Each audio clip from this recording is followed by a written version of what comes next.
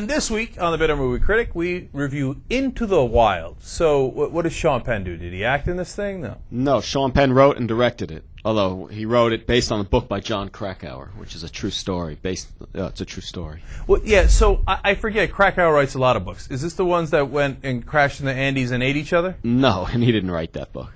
That was Into Thin Air, wasn't it? He wrote something called Into Thin Air, which is about the Himalayas, I think. Oh, really? The expedition gone wrong there. Yeah, it's very confusing. All right, so what happens into the wild? They go into the jungle and eat people? No people get eaten. This privileged kid graduates from college, but he doesn't really like society, so he gives all of his money, his life savings to Oxfam for charity, burns his credit card and driver's license and social security card, and he just travels around America with the goal of eventually getting up to Alaska to live in the wild all by himself for a couple months. All right, I already hate the kid. I hate the kid for a number of reasons. One, that actor, I guess he's good at it, but he's got that really annoying face. He looks like a rich kid that you want to kind of punch. No, that actor is really annoying. Unfortunately, since I've been the Bitter Movie Critic, I've seen 2 of his movies. I was annoyed by him both times. He's real selfish. He's a poor man's Leonardo DiCaprio. I don't think they should use him anymore. Wow, that's some harsh words, man. What do you mean he's selfish Oh, is Vince Vaughn in the movie? Yeah. Oh, that's cool. All right, sorry. Yeah, but Vince Vaughn is getting tiring. He's the same wild and crazy go-lucky guy. Come on already. You know what? Fair point. Fair point. On the other hand, there's people like Steve Carell who say, look, I'm a comedian, so I'm going to do what I do, and I'm going to make money out of it. So I'm not tired of him, that.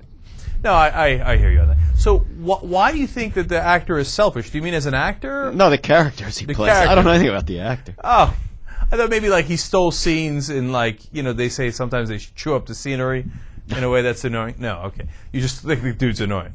Yeah. That's awesome.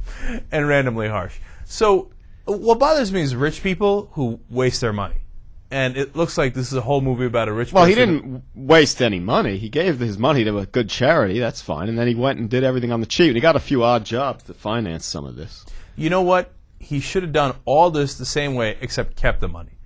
And just because you never know when you need the money. Yeah, I mean, I don't want to defend him because I don't agree with what he claims to have done. But maybe he was troubled. I understand people who reject society and who feel uncomfortable with its conventions like he did. But you don't have to go overboard and be extreme about it.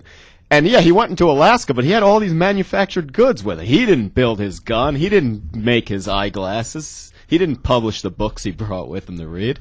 So it's not purity like he's searching for. Of course, but I realized that when I was a kid and I read about Henry David Thoreau and they're like, he went in Golden Pond or wherever the fuck he went. And you know what?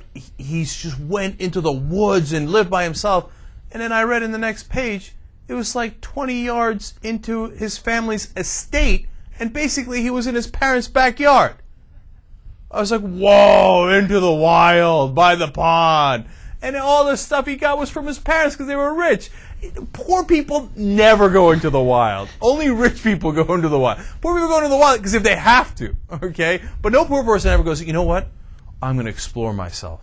And I'm going to go to Alaska. Well, I don't know a lot about Henry David Thoreau, but he left a legacy. He wrote very interesting commentary and books, so we got something out of it.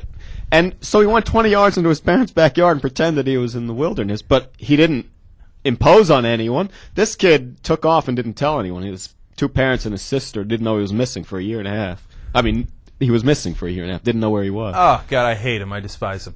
Now, the thing is, if they're accurately reflecting that in the movie, we should give the movie credit. But at the same time, if they're annoying you...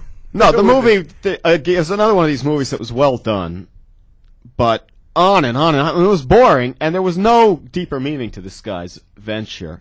And way too much of the movie was monologue and narration and just images of him doing stuff. Some of them were very beautiful. So it was boring. It was really boring.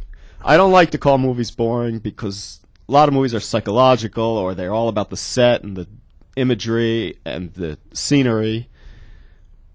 But this wasn't. It was boring because it was a lot of narration. It was obvious where it was going, and not much was happening. So, at the end, is this the dude that got eaten by the bears? No. Everyone knows the end, so I can give it away. He died of starvation. Oh, that's awesome. And he ate some wild berries that turned out to be poisonous. Probably. Oh, that's fantastic. I didn't know that was the ending. Oh, I almost want to see the movie now.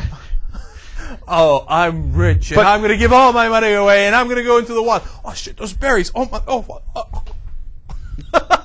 What happened now, tough guy? What happened into the wild? And also, yeah, they try to build up this dramatic struggle within himself in his final days. But it's not dramatic at all. He artificially put himself into a dangerous situation, and it turned out the wild beat him. I wasn't gripped by that at all. I'm very glad when he died and the movie ended. So.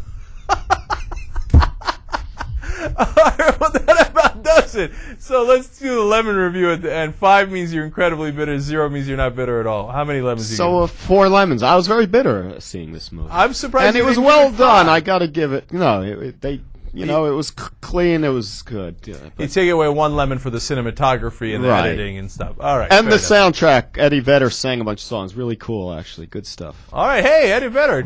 You know what? Congratulations. You minus the lemon out of the movie. Something he was very bitter about. Okay. Young Turks.